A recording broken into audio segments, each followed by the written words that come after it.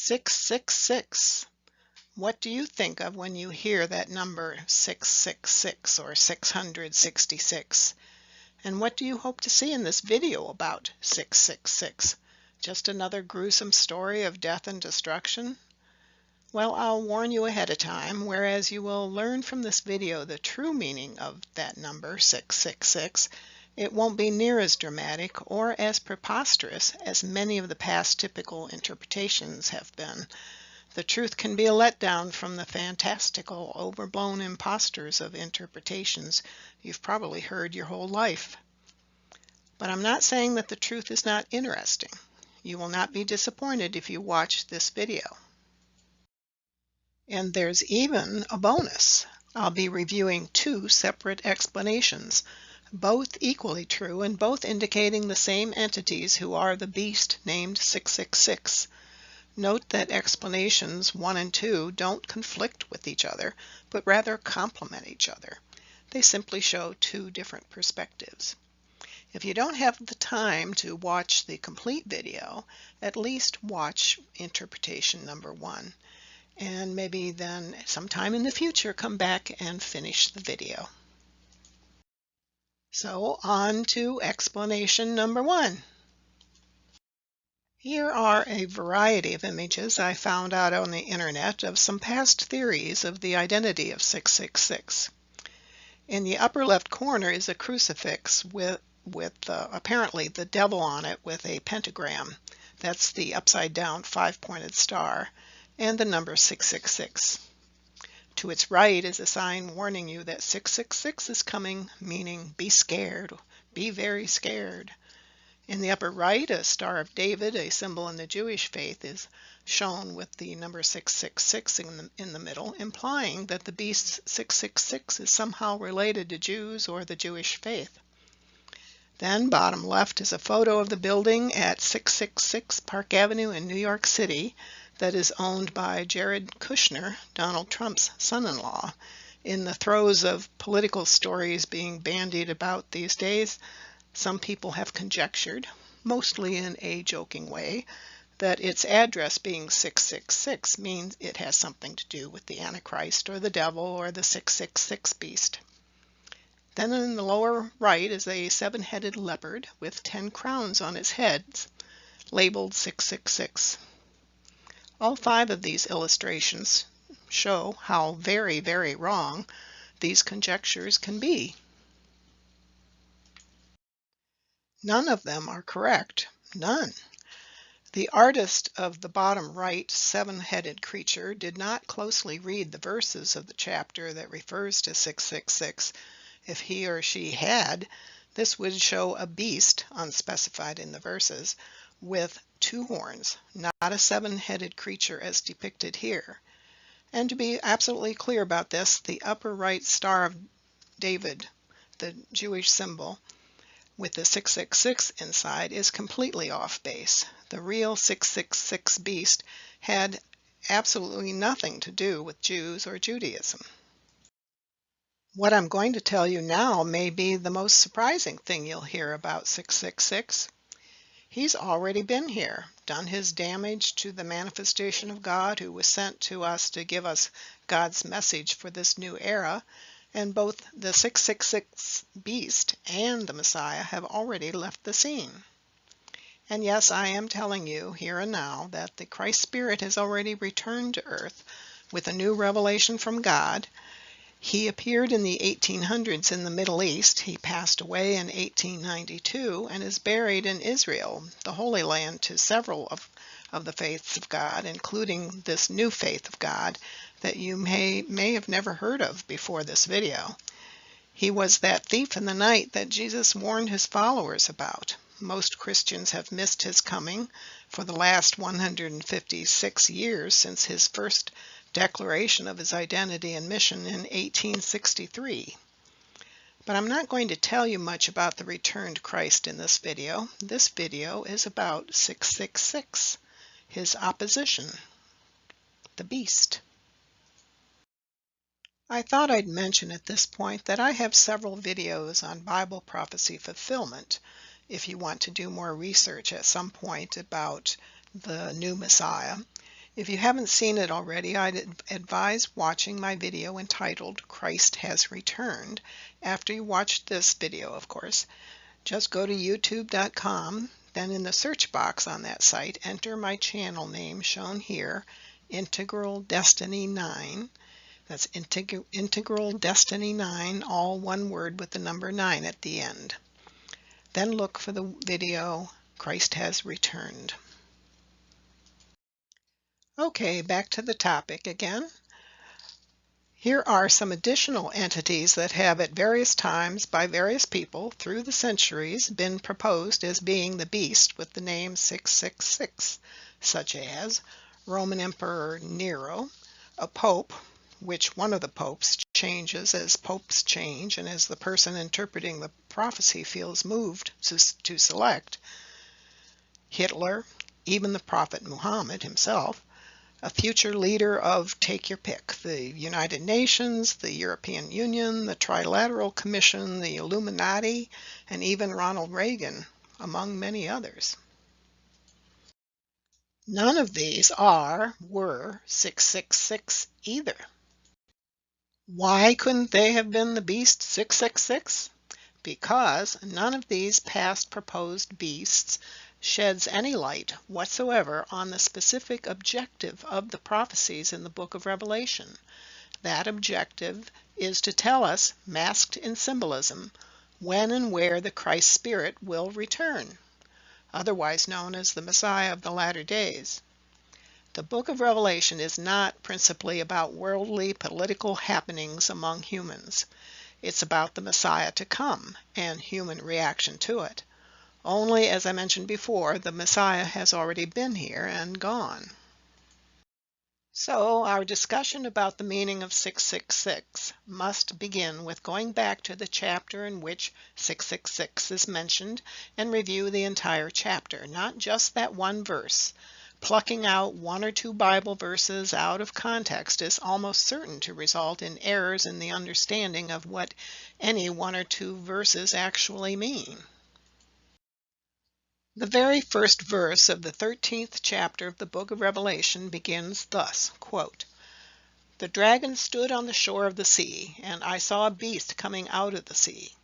It had 10 horns and 7 heads, with 10 crowns on its horns, and on each head a blasphemous name.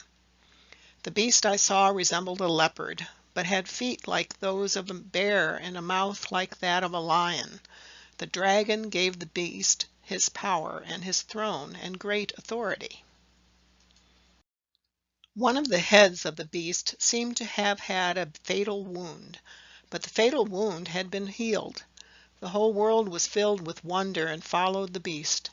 People worshipped the dragon because he had given authority to the beast, and they also worshipped the beast and asked, "Who is like the beast?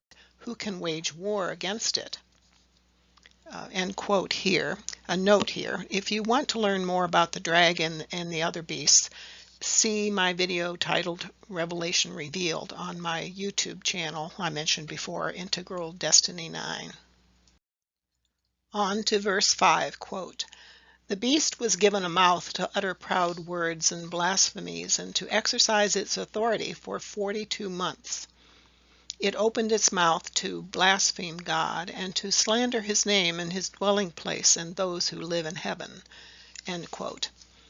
A note here on the time prophecy mentioned, 42 months. That's equivalent to 1260 days or 3.5 years. That's how long this beast will have authority, meaning that's how long its kingdom will be allowed to exist. Be advised that 1260 days in prophecy is equal to 1260 years on earth. So this beast will have authority for 1260 earth years. Please see information about my videos about Bible time prophecies and how they were fulfilled on my YouTube channel I mentioned before. To continue. Verse 7, quote, "It was given power to wage war against God's holy people and to conquer them. And it was given authority over every tribe, people, language, and nation. All inhabitants of the earth will worship the beast, all whose names have not been written in the Lamb's book of life, the Lamb who was slain from the creation of the world." End quote. Whoever has ears, let them hear. If anyone is to go into captivity they will go. If anyone is to be killed with the sword they will be killed. This calls for patient endurance and faithfulness on the part of God's people. Then in the New International Version of the Bible, at this point there is a title of the remaining verses of this chapter. The title is "The Beast Out of the Earth." Quote, "Then I saw a second beast coming out of the earth. It had 2 horns like a lamb, but it spoke like a dragon. It exercised all the authority of the first beast on its behalf, and made the earth and its inhabitants worship the first beast, whose fatal wound had been healed. And it performed great signs, even causing fire to come down from heaven to the earth in full view of the people." End quote. Note that this second beast appears after the 7-headed beast out of the sea. This second beast comes out of the earth, not out of the sea. It had 1 head with 2 horns on that head. Verse 14, quote, "Because of the signs it was given power to perform on behalf of the first beast, it deceived the inhabitants of the earth. It ordered them to set up an image in honor of the beast who was wounded by the sword and yet lived. The second beast was given power to give breath to the image of the first beast, so that the image could speak and cause all who refused to worship the image to be killed." End quote. Note that in the verse, the second beast is what the remainder of the 13th chapter is about. Not the 7-headed beast, but rather the beast with 1 head that has 2 horns. Here the verses state that this beast with 2 horns is continuing the power and authority of the dragon and of the 7-headed beast. The beast with 2 horns was 666. Verse 16, quote, "It also forced all people, great and small, rich and poor, free and slave, to receive a mark on their hands or on their foreheads, so that they could not buy or sell unless they had the mark, which is the name of the beast or the number of its name." End quote. And verse 18, quote, "This calls for wisdom. Let the person who has insight calculate the number of the beast, for it is the number of a man. That number is 666." End quote. That is the whole of chapter 13 of the book of Revelation. And again, this one mention of 666 here is the only mention of a beast with the number 666 in the book of Revelation. Note that there are a few manuscripts that have been found that give the number 616 rather than 666. I am discounting the 616 version since the use of 666 predominates in manuscript copies. One erroneous copy using the 616 could have polluted numerous other copies made from that erroneous copy, which is what I believe happened over the ages since the approximate year of 95 AD, Common Era, when the book of Revelation was apparently written down. All this leads us to this key question: what is a beast in the symbolism of Bible prophecy? In the vision Daniel had of the 4 beasts coming up out of the sea in chapter 7 of the book of Daniel, Daniel asked a man he saw in that vision what the meaning of the vision was. This man said in verses 16 and 17 of the book of Daniel, chapter 7, quote, "So he told me and gave me the interpretation of these things. The 4 great beasts are 4 kings that will rise from the earth." End quote.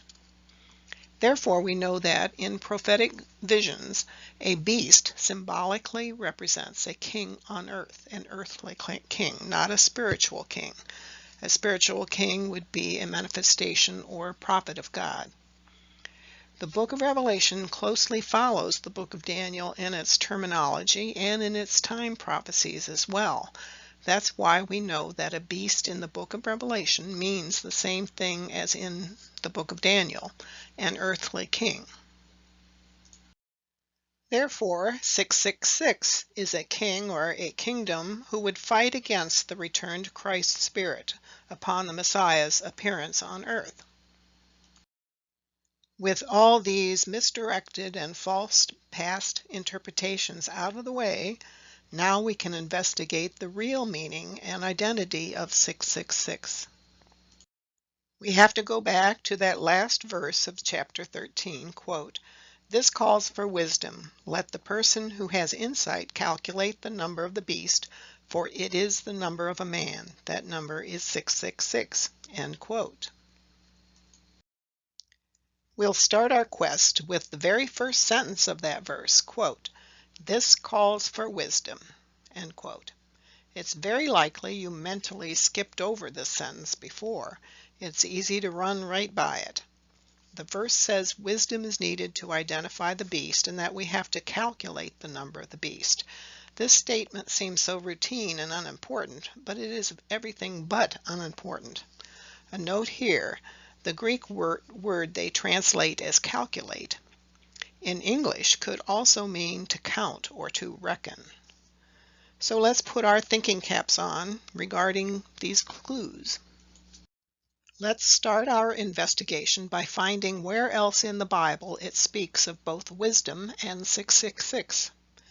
We look to the Bible first for this because the Bible often hides guidance on explaining the meanings of prophecies right there elsewhere in the Bible itself.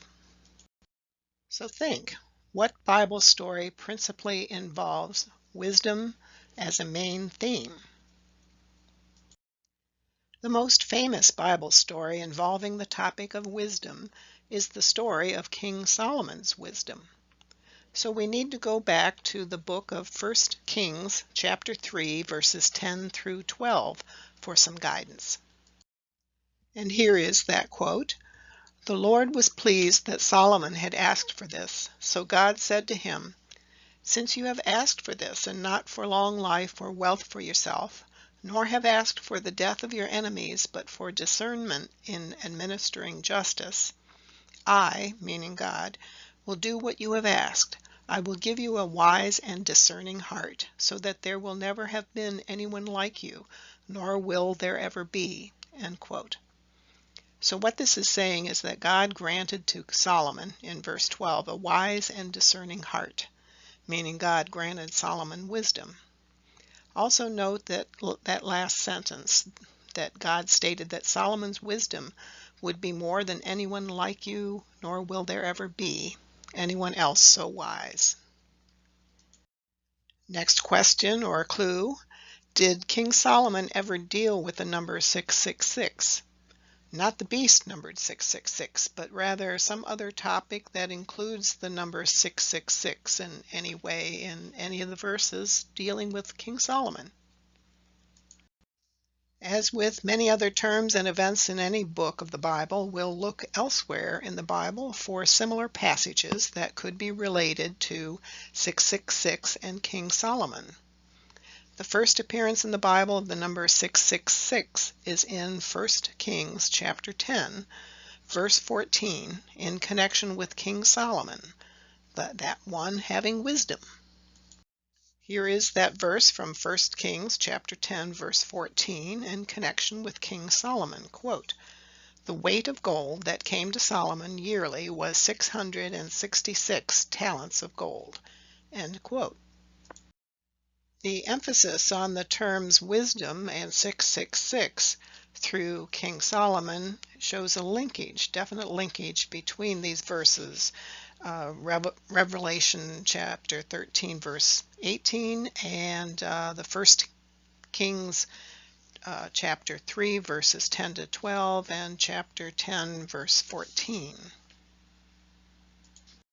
So we need to put this information together in a logical path, what the linkage is, in order to discover the identity and other identifying attributes of the beast, not just the term 666. So we must investigate further about that link to King Solomon. We found that the 1 Kings chapter 10 verse 14 that the number 666 equals the amount of gold given to Solomon. So we've established that 666 is an amount of gold. So gold will help to identify the beast 666. What king or beast in the Bible is identified with gold? Hint: think of a Bible story that mentions a king and gold, other than what we already know about King Solomon. The answer: in the book of Daniel, chapter 2, King Nebuchadnezzar had a dream in which a statue of a man was composed of a head of gold, arms and chest of silver, a waist of bronze, and legs of iron, and a feet of a mixture of iron and clay. Daniel interpreted Nebuchadnezzar's dream. Daniel explained that King Nebuchadnezzar was the head of gold in that vision. King Nebuchadnezzar made an image of gold and made everyone bow down to it or die. So what was the name given by God to King Nebuchadnezzar? God gave Nebuchadnezzar, that head of gold, the name King of Kings. That can be found in Daniel chapter 2, verse 37. Through the following links or train of evidence, we will arrive at the answer of who will be 666 at the time that the Christ Spirit, the Messiah, returns in the latter days. Remember, 666 takes us to gold. And gold then takes us to the clue King Nebuchadnezzar. Then King Nebuchadnezzar's gold head leads us to the term King of Kings. Note the small k's in the term King of Kings. In the book of Revelation, capital K in Kings refers to spiritual kings, meaning prophets of God, whereas the kings with small k signify earthly kings. Therefore, through that path, 666 has led us to the term King of Kings. Thus, 666 is the King of Kings. The 666 King of Kings is an earthly king who considers himself above all other earthly kings. Remember then that the Christ returned will be called the King of Kings. That's with the capital K's in King of Kings. As will be shown in chapter 19 of the book of Revelation, the returned Messiah will be the spiritual King of Kings and Lord of Lords. It is blasphemous, then, for any earthly king to call himself by that title in the presence of the true King of Kings, meaning the Messiah of the latter days, meaning the returned Christ Spirit. Also, knowing what the King of Kings is in reference to gives us the clue as to where and when the Messiah will appear. We must go back to verses 11 and 12 of chapter 13 to remind us about the beast 666 that we are talking about, the beast out of the earth. Then I saw a second beast coming out of the earth. It had 2 horns like a lamb, but it spoke like a dragon. It exercised all the authority of the first beast on its behalf and made the earth and its inhabitants worship the first beast. End quote. Note that this second beast is out of the earth, not out of the sea. It had 1 head but 2 horns on that head. It spoke like a dragon. This is the beast that is referred to as 666. This image is just to give you something different to look at, a little amusing version of some kind of beast with 2 horns. And it's also to remind you that the book of Revelation does not describe the beast other than to say it has 2 horns. The fact that no other description is given means that the 2 horns are very important in describing the king who claims to be the King of Kings. Remember the small k's on those kings too. That means they're earthly kings. The terminology of prophecy means that this one beast with 2 horns indicates one kingdom with 2 kings. Since one king usually is a sovereign during one period of time, it is most likely that one of these kings succeeds the other king as the King of Kings of this nation. Okay, so how do we find out where these two kings are? What nation are these two kings ruling? Of course, as before, we go back to the Bible to figure this out. The Bible says the return of the Messiah in the latter days, will begin in Elam. Why in Elam? Well, Daniel had his visions of the 2300-day prophecy when he was in Elam, a part of ancient Persia. He said that Elam would be a place of vision in the latter days. That's in Daniel chapter 8, verse 2. Now, in the book of Jeremiah, chapter 49, verse 38, it speaks of Elam and the things that shall, quote, shall come to pass in the latter days. That means that Elam will be of great consequence in the latter days. Here is that text from Jeremiah, chapter 49, verses 38 and 39, which tells us where God will plant the throne of his latter-day revelation. Quote, I will set my throne in Elam, and will destroy from there the king and the princes, says the Lord. But it shall come to pass in the latter days, I will bring back the captives of Elam, says the Lord. Here are two maps of the Middle East. The map on the left is of the Middle East in ancient times, when Assyria, Babylonia, and Elam existed at various times. Note where Elam is located, the big red arrow is pointing to it. Also note on the left that the black borders are modern ones, not at all pertinent to ancient times in the Middle East, so just ignore them on the map on the left. Now the map on the right is of modern day Middle East with the national boundaries shown. Note the location of ancient Elam. It's pointed to with the green arrow this time in the same basic location, of course. Ancient Elam is located in southwestern Iran, which was formerly known as Persia until 1935. And yes, Elam did indeed play a major part in the beginnings of the appearance of the Messiah of the latter days, very much in keeping with this prophecy of Elam being where God will set his throne in the latter days. In Persia, now called Iran, the king is called a Shah. And since the time of the Persian Empire, many centuries ago, the Shahs referred to themselves as Shah and Shah, which in English means King of Kings. Just a brief review here to tie things together. Remember from a previous slide how we deduced that 666 is the King of Kings. Now we know that the term King of Kings was commonly used to refer to the Shahs of Persia, who called themselves Shah and Shah. So these clues have led us up to 666 being a king or Shah of Persia, two Shahs actually, since the beast 666 had two horns.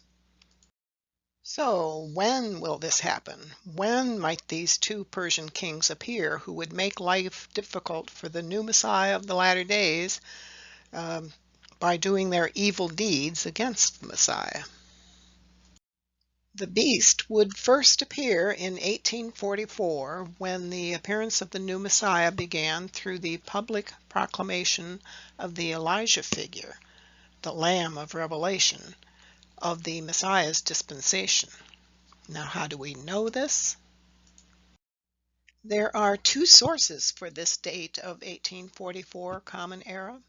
First, Bible time prophecies that gave the specific year of 1844 for the appearance of the Messiah of the latter days in two books of the Bible, the books of Daniel and Revelation. And second, history. The Elijah figure to the Messiah made his public proclamation that he was a manifestation of God in his own right, as well as being the forerunner and announcer of the imminent appearance of the Messiah of the new era, who would soon appear after him. He made this announcement in May of 1844 in Shiraz, Persia, in the area of the world previously known as Elam, thus fulfilling the book of Daniel's 2300 days prophecy in chapter 8. The Messiah then made his proclamation in 1863. Thus, these events are now history and on record. I'm not going to go through all the prophecies that point to year 1844 for the return of the Christ Spirit, otherwise known as the Jewish Messiah. Not in this video. I've done several videos which review these Bible time prophecies indicating 1844. The one you see here, bordered in red, Christ has returned, it explains in detail the Bible time prophecies that tell when the Messiah of the latter days would appear. It is true that the Bible does not give the day or the hour of his appearance, but it does give the year of his coming in several locations. So watch this video. Go to the youtube.com to get to YouTube, and in the search box enter my channel name, Integral Destiny 9. I bet you're wondering, who was the Shah of Persia in 1844 Common Era? And did he battle with God's messenger to humanity for the new era? This is a painting of Muhammad Shah Qajar, who reigned as king or Shah of Persia from October 1834 until his death in September 1848. Note that the Persian custom is that the title Shah comes after their given name, then followed by their dynasty name. Muhammad Shah was one of the Shahs of the Qajar dynasty of Persia. An important person in this story about Muhammad Shah Qajar was his Grand Vizier, that's Prime Minister of his government, a man named Haji Mirza Akasi. He was not very competent as a vizier. Persia deteriorated during his time as the prime minister. Akasi was a proud and overbearing man who wielded great power in Persia. The Shah himself was not very involved in day-to-day governing. Akasi put on a facade of overt piety, yet underneath he was cruel, intolerant, and treacherous. He, with the Shah's approval, saw to it that the Elijah figure who arose, that was the Bab, who made his proclamation in 1844. Anyway, Akasi made sure that the Bab was imprisoned for half of his 6 years of ministry in an attempt to end his religion, the Baha'i faith, and his followers. Upon Muhammad Shah's death in September 1848, his son Nasir-Din became his successor as Shah. Note that there are varying ways his name is spelled. Nasir-Din Shah reigned until his death in 1896. Before he became Shah, when he was the crown prince, Nasir-Din participated in the trial of the Elijah figure, the Lamb of the Book of Revelation. This trial eventually led to the Elijah figure being killed by the Persian government. After Nasir-Din became Shah, he turned his attention to persecuting and killing the followers of this Elijah figure, including the imprisonment, torture, and the exile of the Messiah himself out of Persia. Nasir-Din Shah Qajar's prime minister was a man named Mirza Taqi Khan, also known as Amir Kabir. He held that position from 1848 to 1851. Amir Kabir, as he mostly was known by, was a successful minister responsible for many innovations, but he made many enemies along the way. He was forced out of office in 1851 due to these many powerful enemies. He was murdered about a year later by order of the Shah, who was jealous of his power. While in office, Taqi Khan ordered the killing of the Elijah figure in 1850 and many of his followers, including the 7 martyrs of Tehran, who were 7 of the 18 disciples of the Elijah figure. This is a timeline showing the years 1830 AD, otherwise known as Common Era, on the left through to 1900 on the right. I'm going to insert the reigns of these two Shahs of Persia above the timeline. Then below the timeline, I'll show the earthly divine reigns of the Elijah figure and the new Messiah of the latter days. Note, these are not the full lifespans of any of these, but rather their reigns. Again, Shahs above the timeline, God's messengers for this new era below the timeline. Muhammad Shah's reign began in 1834 and ended with his death in 1848. Muhammad Shah was succeeded by his son, Nasir-Din Shah, in 1848. His reign ended in 1896 when he was assassinated by a political dissident. To this, I've added the Elijah figure, the forerunner and announcer to the Messiah, who would shortly appear after him. This Elijah figure served just like John the Baptist did to Jesus. John the Baptist announced the imminent appearance of Jesus. This Elijah figure was called the Bab, which in English means the gate. He was also the Lamb of the book of Revelation. The future Shah, Nasir-Din Shah, as a prince, attended a trial of the Bab wherein he was grilled by some mullahs and the prince. After his trial, the Bab was bastinadoed. That's a form of torture where they whack you on the bottoms of your feet. Then he was returned to prison. The Bab was imprisoned for nearly half of his 6 years of ministry. In July 1850, he was killed by the Persian army troops by order of Nasir-Din Shah, who was by then the Shah after his father's death in 1848. The Messiah's reign began in 1852, when he was in prison because he was one of the disciples of the Bab. While he was in that foul prison, he received a vision from God telling him that he was the one that the Bab called him whom God shall make manifest, meaning the Messiah, who the Bab foretold would soon appear after him. His name is Baha'u'llah, which means in English, the glory of God.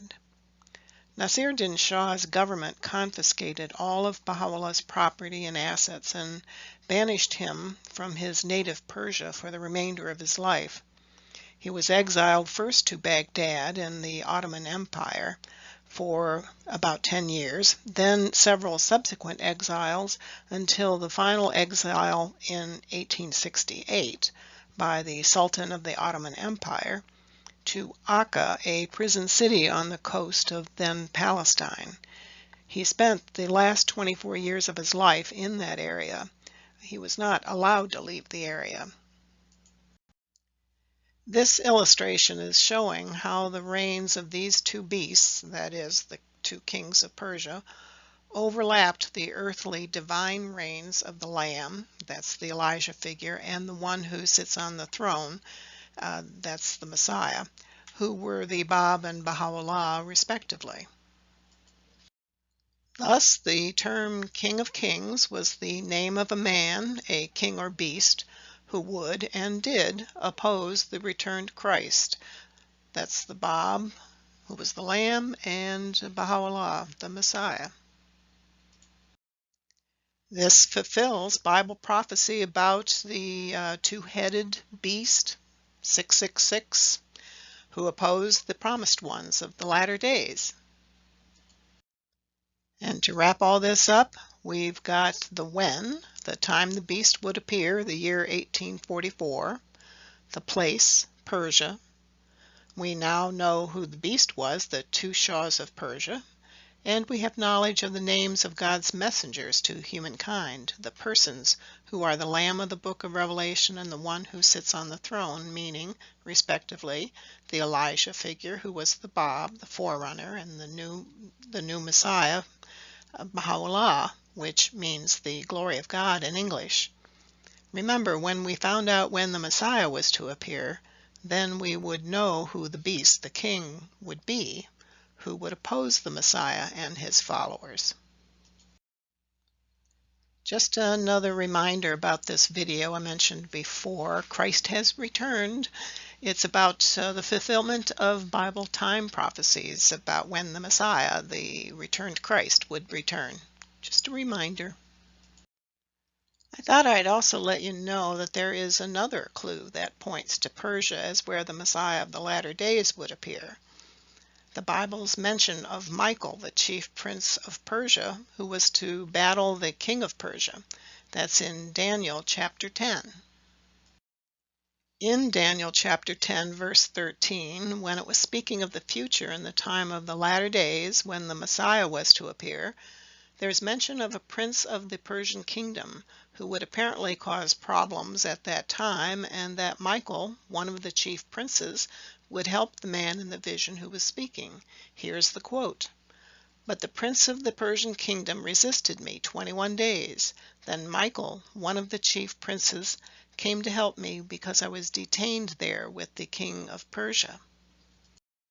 And in the book of Revelation, chapter 12, verse 7, quote, "Then war broke out in heaven. Michael and his angels fought against the dragon, and the dragon and his angels fought back." End quote. The mention of the dragon puts us back with the dragon of chapter 12, who was the same dragon in chapter 13, which led us to the seven-headed beast coming up out of the sea, then the beast with two horns coming up from the earth, whose name was 666. I hope you recall all this. So Michael, the archangel, and his angels apparently also are involved in Persia.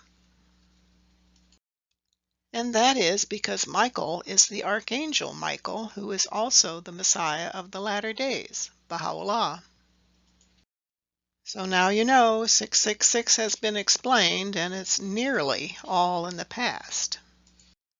Unfortunately, the beast 666 is still kind of with us because the current leadership of Iran, formerly Persia, is the Islamic Republic of Iran, and they are still persecuting the followers of the Bab and Baha'u'llah in that nation.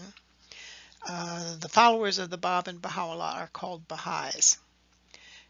The current regime in Iran persecutes Baha'is by first not recognizing the Baha'i faith as an independent religion that it is. Note that the Islamic regime also persecute other minority faiths, which is equally deplorable. The Islamic Republic leadership does not allow Baha'is to attend universities, and they even encourage elementary and high school administrators to harass young students who are from Baha'i families. Baha'is are not allowed to have government jobs. After the 1979 Islamic Revolution, hundreds of Baha'is were fired from government jobs, including teachers, and their pensions canceled. The regime pressures private businesses to not employ Baha'is. And businesses owned by Baha'is are often closed down by the government authorities for no reason. The government arrests and tries Baha'is on trumped-up charges, and they often give prison sentences and/or large fines. And families have even been refused the ability to bury their dead in cemeteries. The Iranian government sponsors misinformation campaigns against the Baha'is. One of the most persistent lies about Baha'is is that they spy for Israel. This erroneous belief is simply due to the fact that the world center of the Baha'i faith is in Haifa, Israel. The world center is in Haifa because that is where Baha'u'llah and many of his family and followers were exiled by the Ottoman Sultan way back in 1868, long before the State of Israel was established in 1948. One of the strongest teachings in the Baha'i faith is for believers to not get involved in partisan politics and their maneuverings, or in subterfuge and such activities. Baha'is would not become spies for the government of any nation. But all is not bleak suffering. For even in Iran, there are many non-Baha'i Iranians who have helped the Baha'is out of compassion and friendship. But unfortunately, some people do go along with the leadership regarding persecuting Baha'is because they have been misled by the government and clergy about Baha'i religious practices and beliefs in order to encourage distrust and hatred of the Baha'is. Most of the common people are not really going along with this attitude, not so much that they are pro-Baha'i, but rather because they have other things they are more concerned about, of direct concern to themselves and their families. The average Iranian citizen wants religious, political, and economic justice. By the way, there's a prophecy in the Baha'i faith that Iran will someday become a glorious nation of democracy and justice. We just simply don't know when that prophecy will materialize. But 666 has not won out over the manifestations of God, nor will the beast ever win. The faith of Baha'u'llah, the Baha'i faith, now has followers all over the surface of the globe, about 6 million of them. The number of Baha'is outside of Iran, the origin, the birthplace of the Baha'i faith, is now more than 20 times larger than the number remaining in Iran, which is about 300,000 Baha'is. It's the largest minority faith in Iran. And the worldwide Baha'i community includes people who are from nearly every national and ethnic group in the world. Baha'is are not just people of Iranian background. I'm not of Iranian background myself. Okay, we are done with the explanation of interpretation number 1. On to number 2. And remember, as stated before, this is a separate explanation, but it's equally true as the first explanation and is complementary to it. In order for you to understand what this explanation is about, especially if you've not seen any of my other videos, some background information has to be presented. First, we're going to review the patterns in the Book of Revelation. That is how the story is constructed. Just knowing this will help us know what the Book of Revelation is foretelling. Next, we review what a day of the Lord means. Then, what a woe is will be explained. And then we'll do a brief review of the letter number system in the Koine Greek in which the Book of Revelation was written. This letter number system is called gematria. And don't be afraid of that. It's really quite easily understood. Okay, we start with a look at how the Book of Revelation is constructed, the patterns in it. Note that the Book of Revelation has 22 chapters. The longest chapter is chapter 2 with 29 verses, and the shortest is chapter 15 with only 8 verses. This is a grid that shows the chapters and verses of the Book of Revelation. The chapters are shown vertically in yellow with chapter 1 at the top and chapter 22 at the bottom. The verses are horizontal, so each white box is a verse in the indicated chapter. To the left.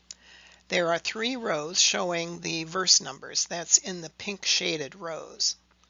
The grayed out boxes towards the right indicate that the chapter has less than 29 verses. Thus, a gray box means there is no such verse in the indicated chapter. Just to make sure you understand the grid, I'll review some examples. The red circle, top left, shows chapter 2. That row indicates that it has 29 verses. If you look on the chapter 2 row all the way to the right, you can see that the red circle on the far right is on the 29th verse box. Again, the verse numbers are in the pink rows at the top, center, and bottom. You can easily see that chapter 15, circled in green on the left, is only 8 verses in length, the shortest chapter in Revelation. Remember, each white box is a verse. In the chapter 15 row, the gray boxes to the right of verse 8 means that this chapter ends with verse 8. I entered explanations of the content for each chapter and verse or group of verses into that grid, as you can kind of see here. I realize you cannot read it, but this shows what was done. When I color-coded these entries according to the subject matter of those verse or group of verses entries, the pattern of the construction of the book of Revelation was revealed.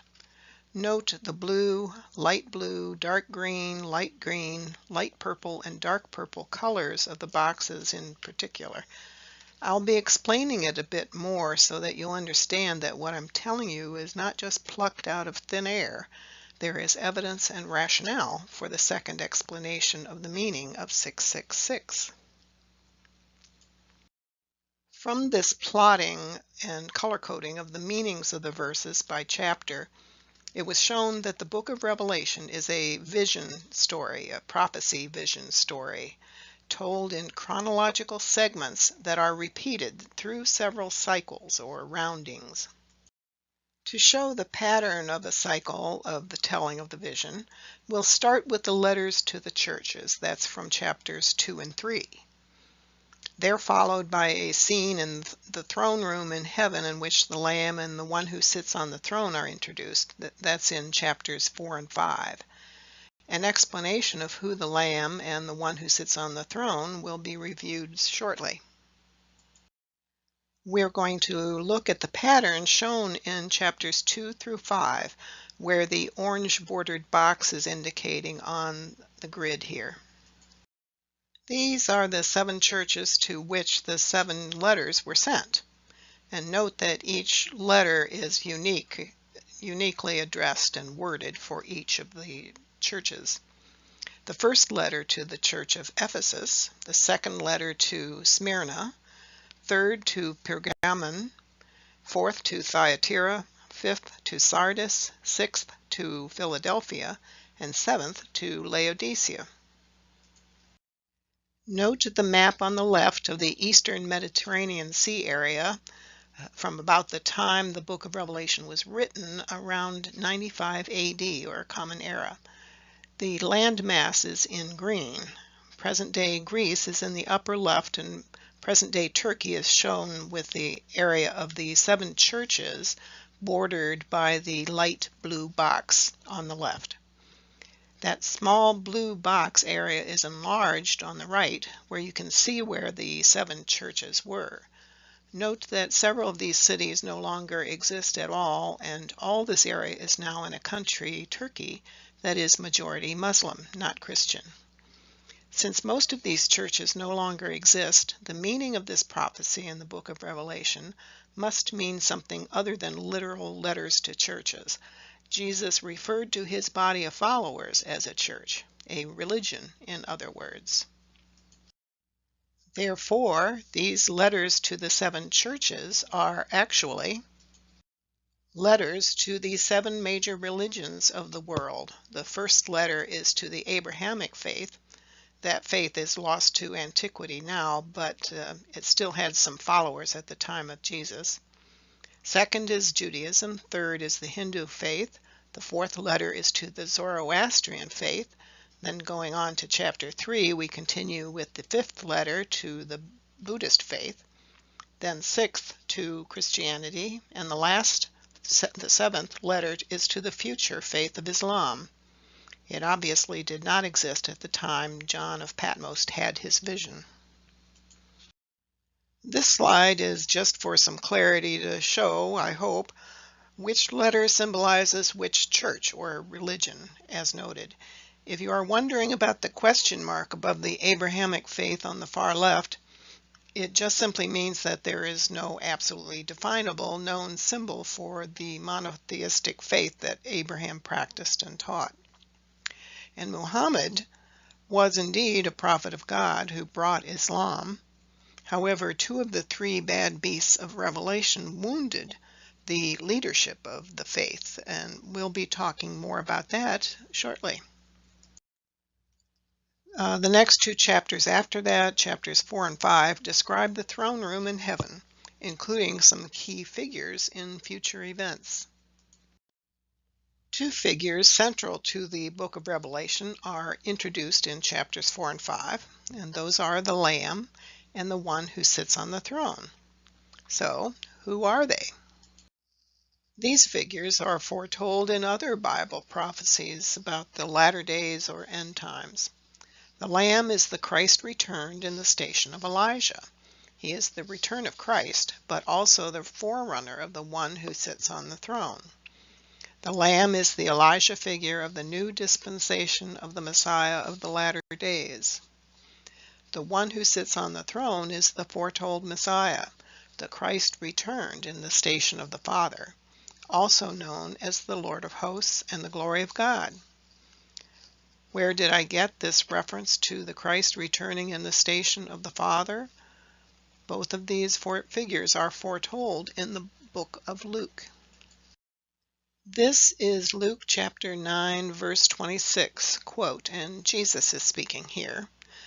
"Whoever is ashamed of me and my words, the Son of Man will be ashamed of them when he comes in his glory and in the glory of the Father and of the holy angels." End quote.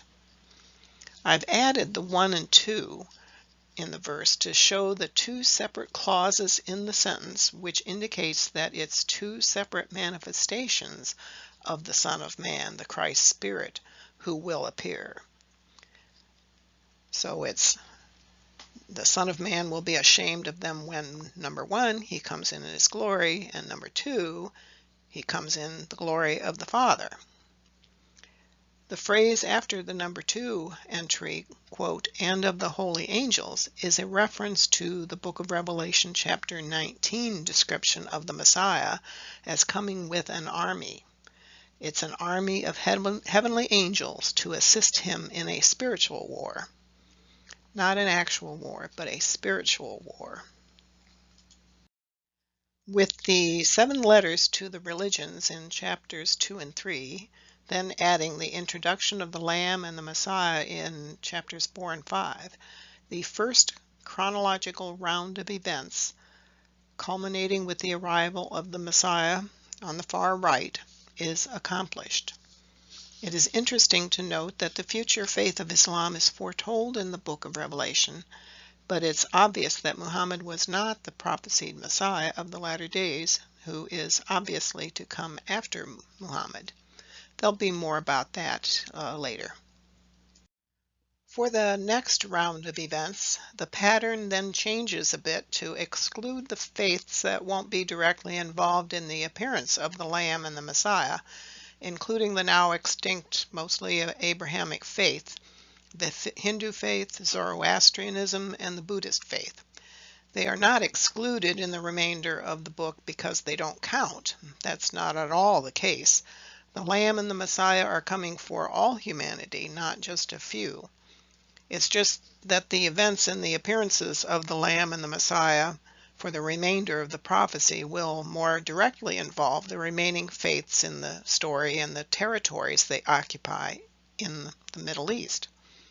This leaves us for the next round, where the red arrow is pointing, with Judaism, Christianity, Islam, and then again some happenings with the Lamb and then the Messiah. And that second round is in chapter 6, highlighted in light blue in the grid here. This is the second rounding, which reviews chronological events in the prophecy leading up to and including the appearance of the Messiah. This is an enlargement of the chapter 6 summation. Starting from the left, the first seal, that's the little red wax dot, is removed from the scroll. If you remember the scroll that has 7 seals in the book of Revelation, with the removal of the first seal, a white horse with a rider appears. This symbolizes the religion of Judaism. Its background color in the grid here is the darker blue. The second seal is removed and the red horse and rider comes forth, Christianity. The verse is in the lighter blue box. The third seal brings the black horse and rider, symbolizing Islam, the faith brought by Muhammad, symbolized in the darker green. Then the fourth seal is removed and a pale green horse whose rider is Death appears. This symbolizes the corrupted leadership of Islam, corrupted by the first 2 bad beasts of the book of Revelation. References to this corrupted religion is in light green. Note that the corruption is of the leadership of Islam and not necessarily of the individual practicing Muslim. Then the Lamb appears, that's the lighter purple box, and then the Messiah comes in his glory in the dark purple box. This is the chronology of the second rounding of prophecy events in the book of Revelation. Just for your information, I have 3 other videos that review the meanings in the book of Revelation. There's the video titled Revelation Revealed, about the meaning of the major parts of the book of Revelation. The 3 bad beasts foretold in the book are explained in detail if you're interested, and a 2-parter video set that's on the right there of 2 different interpretations of the book of Revelation's prophecies of the 4 horsemen of the apocalypse. Each of the 2 videos covers one of the 2 equally true interpretations of these verses in chapter 6 of Revelation. Part 1 covers an expanded explanation of the 4 horsemen as religions beyond the scope of this video. To access these videos, go to youtube.com. Then in the search box on that website, you enter the name of my channel, which is on the screen there at the bottom, Integral Destiny 9, all one word, no spaces, and don't forget the number 9 at the end. Once you get to my channel page, you'll see the list of my videos to choose from. Not all the videos will be listed initially. You'll have to scroll down and expand the list by clicking on the Show More at the bottom of the page. Okay, we're back to our patterns in Revelation. This is the summary of all 6 rounds of the chronological events in the prophecy. The first round was the one mentioned about the 7 letters to the churches.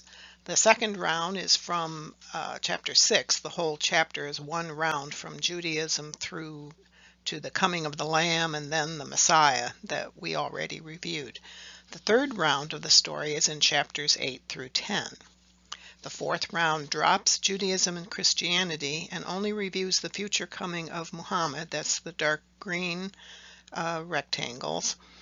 Then what terrible ramifications of the actions of 2 of the 3 bad beasts of Revelation have on Muhammad's faith. That's the light green rectangles.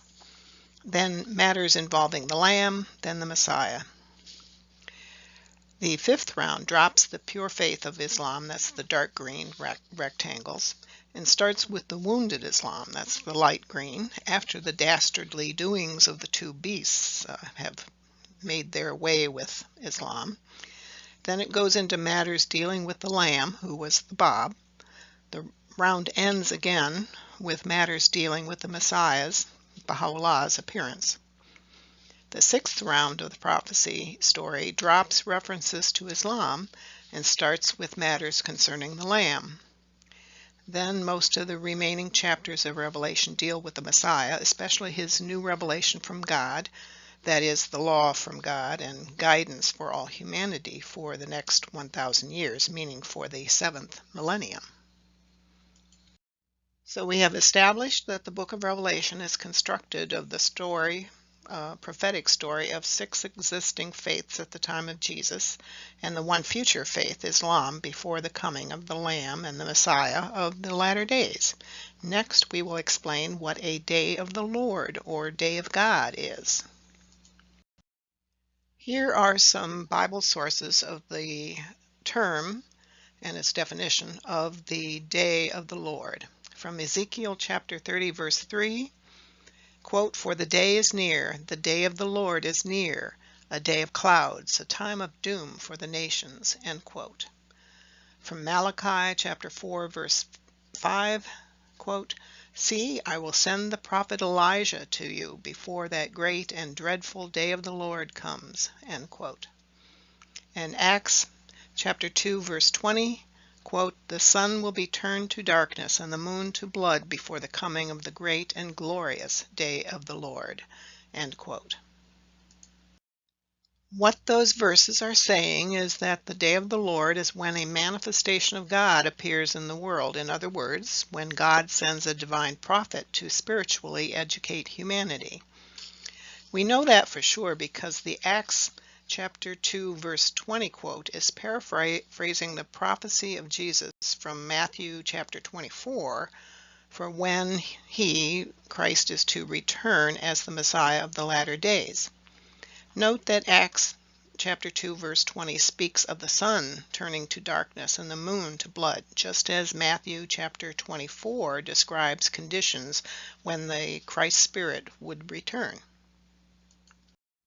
Now we know that a day of the Lord is the appearance of a manifestation of God, also known as a prophet of God, divine luminary, divine messenger, etc. So next on our list of things, background information that must be provided is to define what a woe is according to the Bible. We're back to that grid again, where these three red arrows are pointing to three verses which speak of woes that are foretold as coming in the book of Revelation. These three verses are in light or dark pink in the chart. These three red arrows are pointing to those three verses which speak of woes that are foretold coming. And they are also included in this diagram of the 6 rounds of the prophecy story of the coming of the Lamb and the Messiah. The chapter numbers are in the yellow boxes, remember, so we will cover them in more detail in the next slide. The 3 verses regarding woe are on the screen, all from the book of Revelation. From chapter 8, verse 13, quote, "As I watched, I heard an eagle that was flying in midair call out in a loud voice, 'Woe, woe, woe to the inhabitants of the earth, because of the trumpet blasts are about to be sounded by the other 3 angels.'" End quote. Chapter 9, verse 12, quote, "The first woe is past. 2 other woes are yet to come." End quote. Chapter 11, verse 14, quote, "The second woe has passed. The third woe is coming soon." End quote. To explain what a woe is, we go to Amos chapter 5, verse 18, quote, "The day of the Lord. Woe to you who long for the day of the Lord. Why do you long for the day of the Lord? That day will be darkness, not light." End quote. Note that the verse starts with the phrase, "the day of the Lord."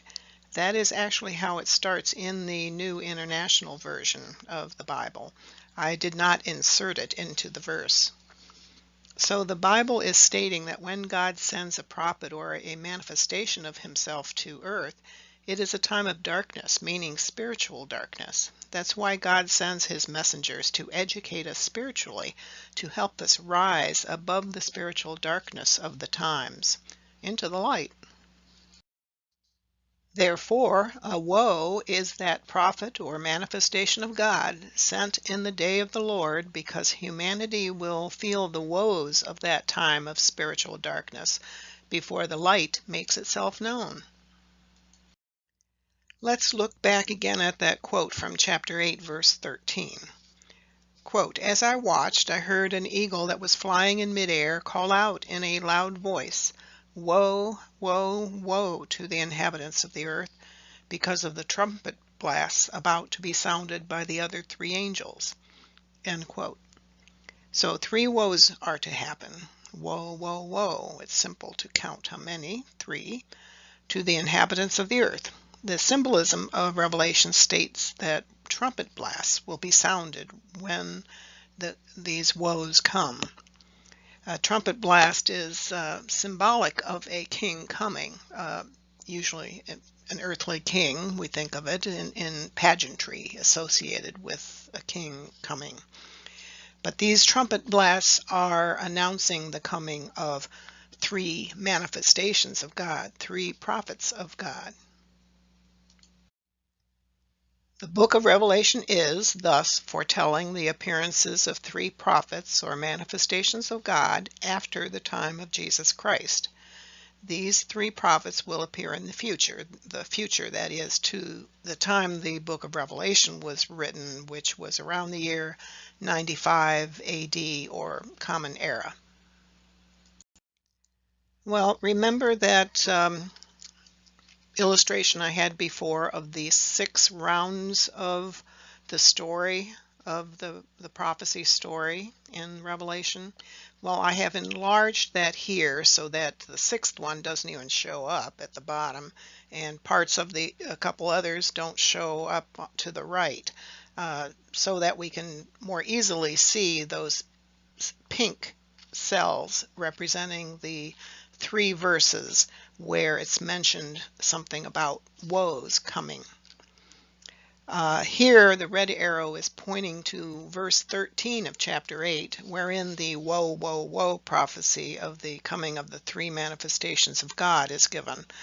It is the very next verse after Muhammad is introduced into the chronology of the prophets or religions. Muhammad was that first woe. Now the arrow is pointing to chapter 9, verse 12. Remember that quote, "The first woe is past, 2 other woes are yet to come." So after the 2 bad beasts that so badly affected Muhammad's pure faith had their effects, chapter 9, verse 12 tells us the first woe is past, 2 other woes are yet to come. It's telling you that Muhammad's time has been already known to be over with the effects of the bad beasts on his faith. In the 4th round of the prophecy story, another verse mentioned woes. That's chapter 11, verse 14, quote, "The second woe has passed, the third woe is coming soon." This announcement is stating that the Lamb, who was the Bab, the forerunner to the coming Messiah, has departed. He was killed by the king of Persia and his prime minister, and that's why he's called the Lamb. He was sacrificed. This verse states that the third woe, the Messiah, Baha'u'llah, is to come soon, which is exactly what happened. And here are the 3 woes of the book of Revelation. Woe number 1, as mentioned, was Muhammad, who was also the Paraclete, the Comforter or Advocate. Woe number 2 was the Bab, which means the gate in English. He was the Christ returned in the station of Elijah to the Messiah and was the Lamb of the book of Revelation in addition to being the Mahdi to the Muslims. Woe number 3 was Baha'u'llah. Baha'u'llah means the glory of God in English. Baha'u'llah was the one who sits on the throne mentioned in the book of Revelation, and he was the Lord of hosts, the Messiah, and the Christ returned in the station of the Father. Well, we finally got to that last point in our list of background information that we must get in here.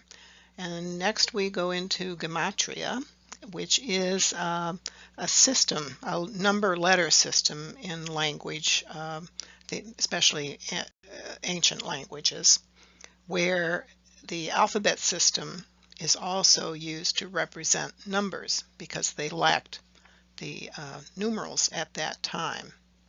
Again, it's called Gematria, and it's may sound, because you have the word number in there, some of you math phobes might think it's complicated, but it is not at all complicated, so stick with us here. First, you should know that the book of Revelation, like the other parts of the New Testament, was written in Koine Greek. This is some information about Koine Greek from the website of the University of Colorado's Department of Languages and Cultures. Quote, Koine Greek, also known as Hellenistic and Biblical Greek, evolved from Attic, that's the classical Greek of Plato and Aristotle, and is a more recent dialect. It is pronounced more closely to modern Greek. It is the dialect in which the New Testament was composed and into which the Old Testament, or Septuagint, was translated from older Hebrew and Aramaic manuscripts.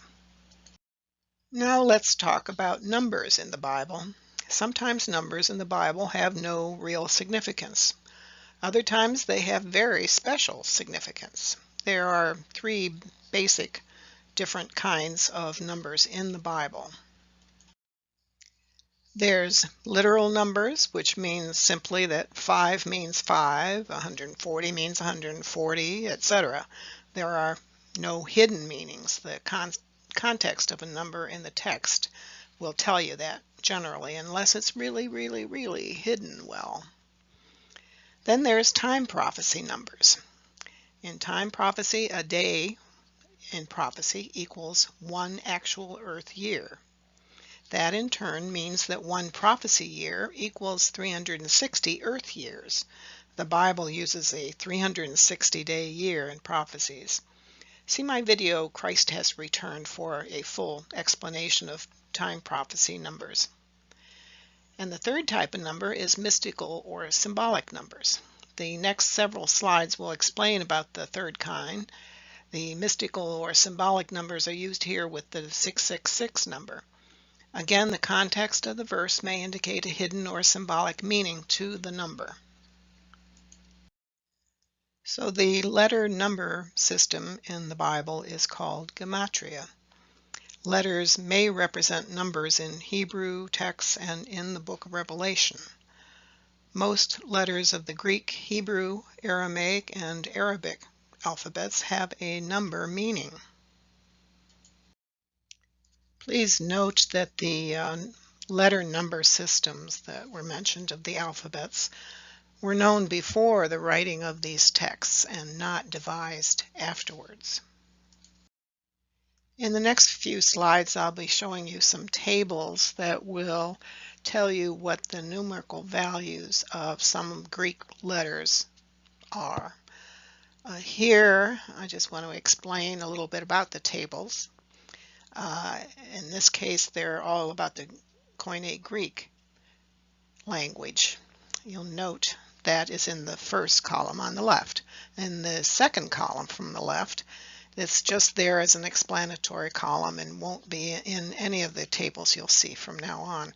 That's just to tell you that the alphabet character will be on the top in the tables to the right, columns to the right, and what the transliteral pronunciation of that alphabetical character is will be below the alphabetical character. In the case of the column circled in red, we have the Greek alphabetical character there, and it is, transliteral pronunciation is alpha. It's the first letter of the Greek alphabet, and it is equal to the number 1 in certain usages. Now here, the red circle is around the character in the Greek language called beta, and it can represent the number 2, as you see there in the column heading. Here's the alphabetical letters that represent numbers 1 through and including 9. The numbers again head the columns. Notice the pink circle that is around the number 6, and the Greek letter there, stigma, is used to represent the number 6. To represent the numbers in the tens, that's 10, 20, 30, 40, up to and including 90, these alphabetical characters on the screen are used. So in Greek, the letter xi, circled in pink, can also mean the number 60. And here are the Greek letter characters that represent the numbers you see there in the columns in the hundreds positions. That's 100, 200, 300, up to 900. And the pink circle is around the Greek letter chi, which is used to represent the number 600. The 3 Greek letters in the upper left in light blue are what is in the original Koine Greek version of the book of Revelation that has been translated as the number 666. To do that, most Bible translations add the numbers that those letters stand for and add them together to achieve that 666, 666. In the old King James version of the Bible, it was more in Old English, and that's why they said 600 threescore and 6 rather than 666. Putting these three letters in a column as if it's a math problem, we could then add the 600 and the 60 and the 6 to get that 666. But remember, chi, psi, stigma, that's 600, the 60, and the 6, is the number of the beast. In the actual Greek text of Revelation, the number is given by these three Greek letters, as you see here. In English text, they are usually added together as the 666, rather than separately as shown here as 600, then 60, then 6. This explanation number 2 of the meaning of 666 concentrates on the special meaning of each of the letter numbers, that is 600, then 60, and then 6, in the order given in the Greek text, rather than the numbers added together. I've put this in a table form in order to more clearly discern the special meanings of each number as we go further. You'll see this chart used later too. The number 60 is in need of further background explanation before we proceed. First, the Bible foretells the appearance of Muhammad and his Joshua, who was his cousin Ali. Now, Muhammad and Ali are the two witnesses mentioned in chapter 11 of Revelation. And by my calling Ali Muhammad's Joshua, I mean Joshua had a special function to Moses. Joshua protected and propagated the faith of Moses after Moses left the scene. Well, Muhammad's cousin Ali served that same purpose in the Islamic revelation. Chapter 11 also foretells the first two of the three bad beasts of Revelation, and that they would deeply wound Muhammad's religion, Islam. The first beast, the red dragon, was Abu Sufyan, followed by his son Muawiyah, who led armed forces against Muhammad, among other nefarious acts. Muawiyah, the son, forcefully claimed the position of caliph of the Sunni branch of the Islamic Empire, which his clan, the Umayyads, possessed for 150 years. The second bad beast was the Abbasid dynasty of Sunni Islamic kings, which murdered the Umayyads and took over the caliphate. And Muhammad, I should mention, wanted Ali to take over and be the head of the faith upon his death. However, that was not followed in the Sunni sect. Instead, they chose others to head the faith, and they were called caliphs. Chapter 11 of Revelation prophesies that Islam would last or have authority for 1260 days, meaning 1260 lunar years.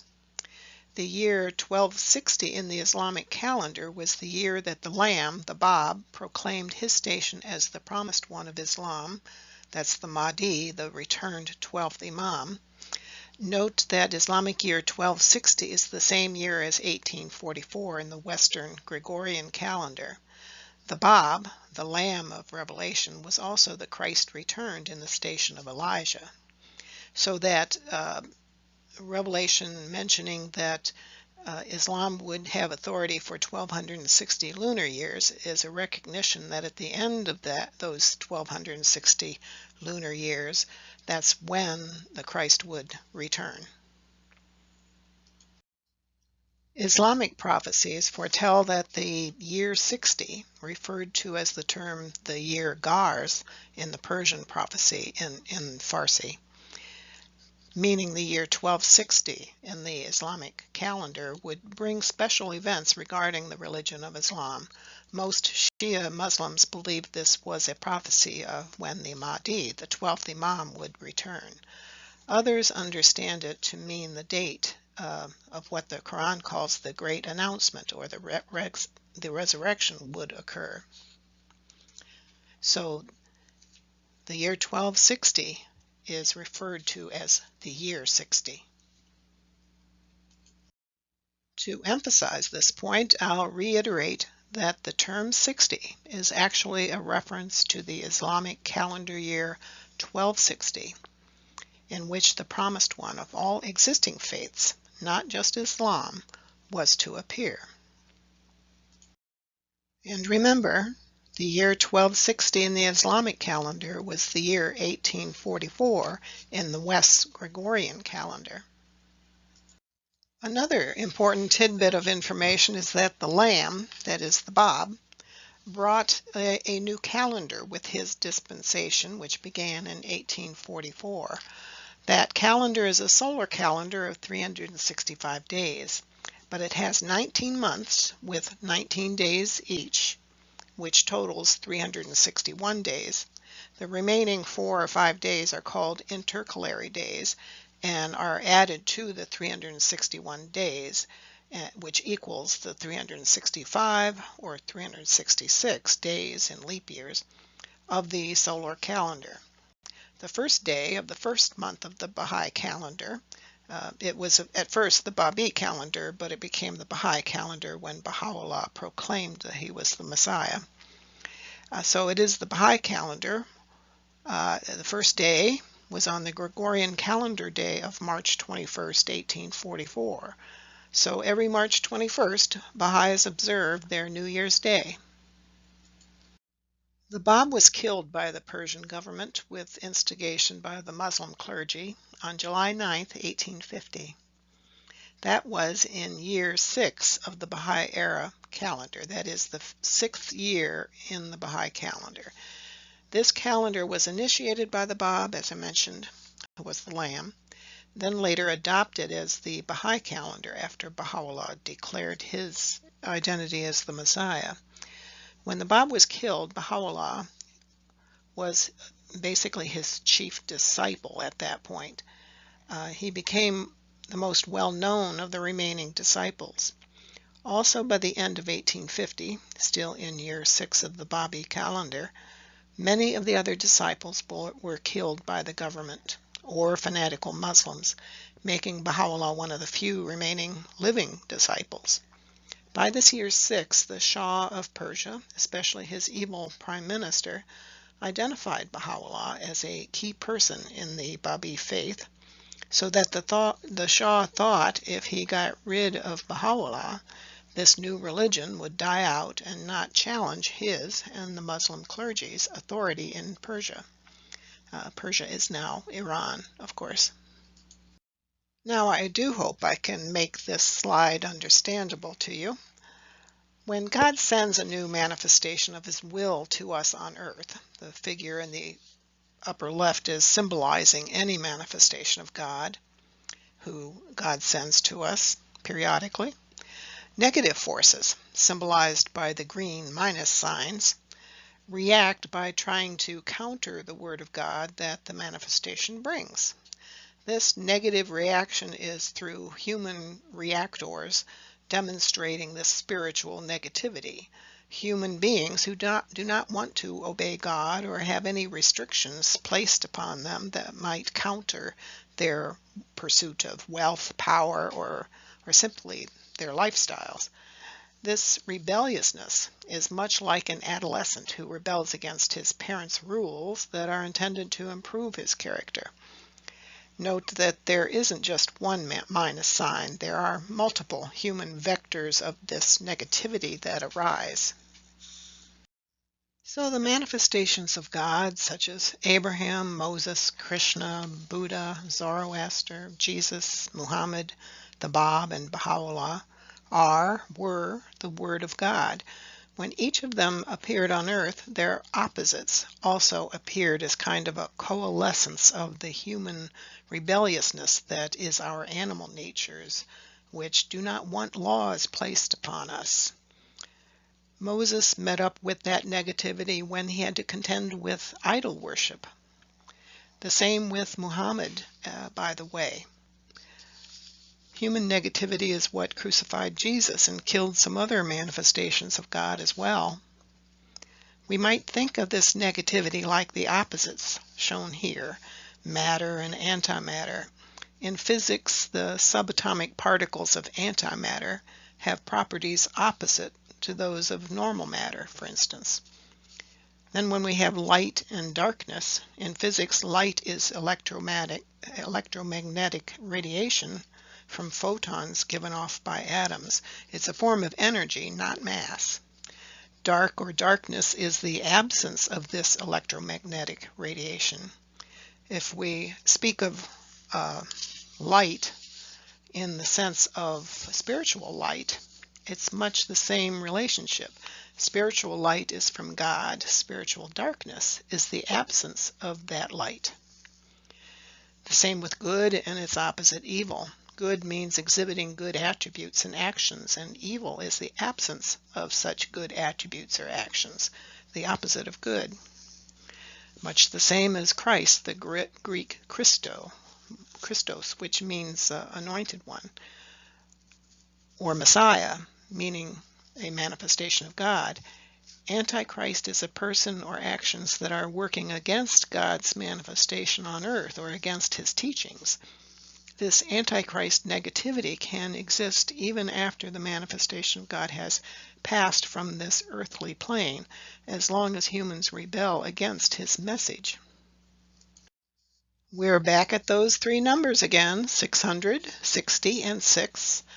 We're going to pull together all that we've learned about so far to calculate or reckon the meaning of these numbers.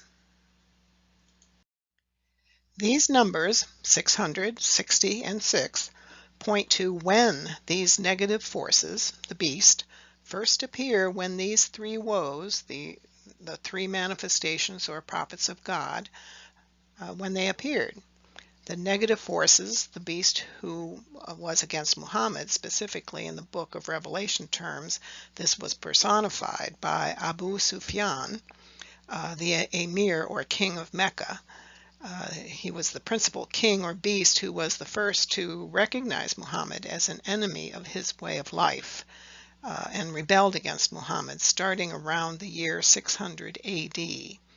That's on the Julian calendar because that was the calendar of the previous dispensation, that of Jesus Christ.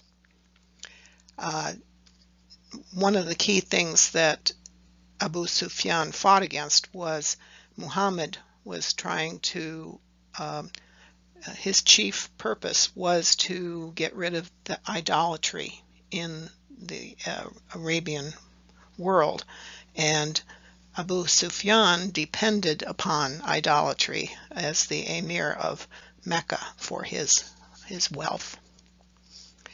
The negative force is the beast who was against the Bab. That's number 2 there. The Bab, remember, was the second woe. This beast was the two Shahs, or kings of Persia. Then number 3, the negative forces, the beast who was against Baha'u'llah. This was the second Shah of Persia, Nasir-Din Shah. Then the Sultan of the Ottoman Empire, the Shah of Persia goaded the Sultan of the Ottoman Empire into imprisoning and exiling Baha'u'llah further. These negative forces, all illustrated by earthly kings, those beasts, fought against these manifestations of God. So, at last, the 666 beast, or more precisely here, the 600, 60, and 6 beasts' identities are explained in this second interpretation of this prophecy. You were beginning to think we were never going to get here, didn't you? In the header row of this table, the Greek letters Chi, Psi, and Stigma are in the first column, the pertinent number in the second column, then the beast who appeared to rebel and fight against the manifestation of God is explained in the right column. The first row, the 600 row, means that around the year 600 AD of the Julian calendar, Abu Sufyan, the emir of or king of Mecca, then afterwards his son Muawiyah, then the Umayyad clan, symbolized by the red dragon you see there, fought and plotted viciously against Muhammad and Ali. Then in the second row, in the year 60, meaning the year 1260 in the Islamic calendar, Muhammad Shah and his son, later Shah, persecuted, that is, jailed and tried, then killed the lamb, who was the Bab. The calendar in use here is the Islamic calendar, since that was the predominant calendar in Persia and the calendar of the previous manifestation of God, and also in use there in Persia, where the Bab proclaimed his identity. The actual year 1260 was shortened to the 60, explained previously. In row 3, the last letter, stigma. In the year 6 of the Babi or Baha'i calendar, Nasir-Din Shah, who became Shah in 1848, after ordering the death of the Bab, he turned his sights on Baha'u'llah and started persecuting him, ordering his imprisonment, property and wealth confiscation, and then his exile out of Persia. And he goaded the Sultan or Caliph of the Ottoman Empire into further exiles of Baha'u'llah. It should be noted that these two Shahs of rows 2 and 3 also ordered the deaths of thousands of Babis, that's followers of the Bab, and later Baha'is, followers of Baha'u'llah, after Baha'u'llah announced he was the Messiah. And here I just thought I'd provide a little brief summary without all the clutter in it to show the woe in the first two columns. The first column has the woe number, the first, second, and third, and then the second column shows the name of the manifestation of God, who was that woe, and the column on the right shows the year in those respective calendars we discussed when the beasts showed up.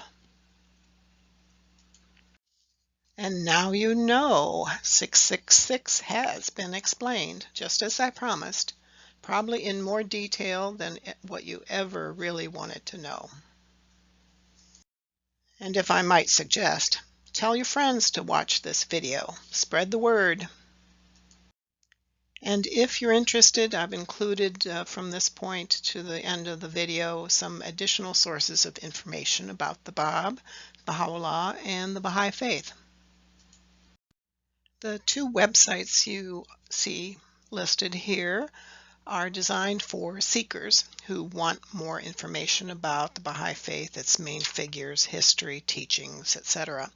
Now the top one, Baha'i.org, also has a path to access the many of the writings, the sacred and authoritative writings of the Baha'i faith. That's the international website. The one below that, the .us, is for the USA community. So if you're from the USA and you want to know more about the USA Baha'i community, I'd recommend you see that one, or both. This video, titled The Prisoner of Akka, is professionally produced. It's 30 minutes long. It's quite interesting. You can go to YouTube and put that channel name into their search box. That's Baha'i Vision. And from their listing, look for the video titled The Prisoner of Akka.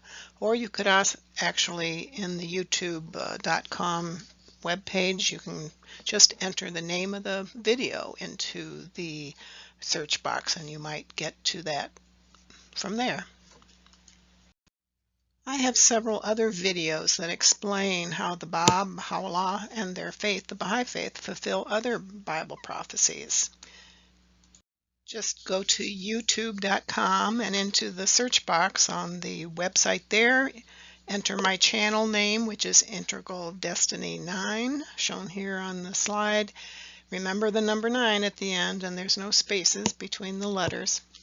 And once you get to the channel page, there's a listing of my videos. You might have to scroll up, or I should say scroll down, and click on the Show More at the bottom to see the full list. This is one of those videos, and Christ Has Returned is the title of it. And it's a key video because it explains the time prophecies, how the Bible states what year the Christ would return in many different places, actually, not just one. And you may be thinking, oh, well, the Bible doesn't tell us the hour or the day, which is true, but it does give the year in several places. So watch this video. Christ Has Returned. And these 3 videos on other portions of the book of Revelation. On the left is Revelation Revealed is the title of one, and then 2 of the videos are on the topic of the 4 horsemen of the apocalypse, part 1 and part 2. Now you may have heard some things in this video about the Prophet Muhammad that you disagree with, or perhaps you have been told other things than that he was a prophet. Well, the Prophet Muhammad was truly a prophet, and he was foretold in the Bible. If you watch this video by that title, The Prophet Muhammad Foretold in the Bible, on my channel, you will find out exactly how God told us that Muhammad was coming and what would happen to his faith as well. So I would suggest you watch this video. It's long, but I suggest you watch it a portion at a time. Then there's the video Every Eye Will See Him, in which I explain that the Bible tells us not to take this prophecy of the coming of the Messiah coming down from the sky on a literal cloud, not to take that literally. But the Messiah, Baha'u'llah, did indeed come in clouds from heaven, just as the Bible prophecies predicted. The video titled The Prophecy of the Seventh Millennium is about the coming of the Messiah of the latter days based on Jewish mystical writings and the Torah. Then there's the 8-part explanation of the book of Daniel's many prophecies of the coming of the Messiah and the end times. Another video, The Golden Rule, It's the Law, explains how the famous Golden Rule is not just a rule, but it's actually a spiritual law of God and is found in all the major religions. And this is another video titled Armageddon is Over. In it you'll learn about when and where this literal battle of Armageddon occurred, past tense, meaning it has happened already, just as foretold in the Bible. Then you will learn about the spiritual Armageddon that still has the world in its grip. In this video, Questions Answered, may answer some of your burning questions that you may have at this moment, such as, is Baha'u'llah the Antichrist? The short answer is no, he is not. The 5 verses in the Bible mentioning Antichrist are explained, and who the actual personified Antichrists were when the Bab and Baha'u'llah made their missions known. But what about that old nugget where people will immediately say, but Jesus is the only way, when you tell him that there's a new prophet of God in the world. In other words, when someone tells me that, it's often a Christian, of course. It's a Christian who, it's a way of shutting down the conversation, which you should not shut down this conversation, because if Baha'u'llah is the returned Christ, then Christians need to know that. So the easy answer to this is, of course, if Baha'u'llah is the returned Christ spirit, if Christ was the only way, then when he returns, of course, he'll still be the only way. So, but you need to know more about that anyway. Also, this will tell you about why Baha'u'llah's name is new, and that will tell you one of the reasons why he could be the returned Christ, because Jesus himself said that when he returns, he would have a new name. And that last question, people wonder about, what does 144,000 to be saved actually mean? And well, I will explain that in this video. I do have a special tip for you if you watch any of my other videos. First, Bible prophecy is very complicated, therefore my videos to explain them are detailed and lengthy. If you lack time or attention span, just pick a video that seems interesting to you to start with, watch 20 to 30 minutes of it, then note down the name of the video and the time marker where you left off. Then when you have time and opportunity to watch more of it, you can then start where you left off and watch some more, even if it's only another 20 or 30 minutes of it.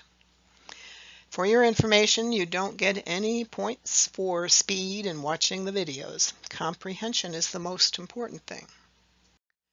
I just thought I'd flash these websites at you once again, just in case you missed them. If you'd like to find a book that gives you a good, interesting overview of the Baha'i Faith, its main figures, history, beliefs, and some information about its followers, without being preachy or trying to convert you, this is the book for you. The title is Baha'u'llah and the New Era by J.E. Esselmont. It's available through Amazon.com, and I'm sure some of the other online booksellers, and may even be in your local library for free. Thank you for watching. This production is not an official production of the Baha'i Faith community. It was written, produced, and narrated by me alone. Contact me at that email address you see there if you have any questions. Note that all copyright protections are claimed. Do not change any information, slide, diagram, or narration without my permission. Do not charge a fee to anyone to watch any part of this video. And note that I do not make any money from my videos. I consider this as a service and gift to my fellow humans.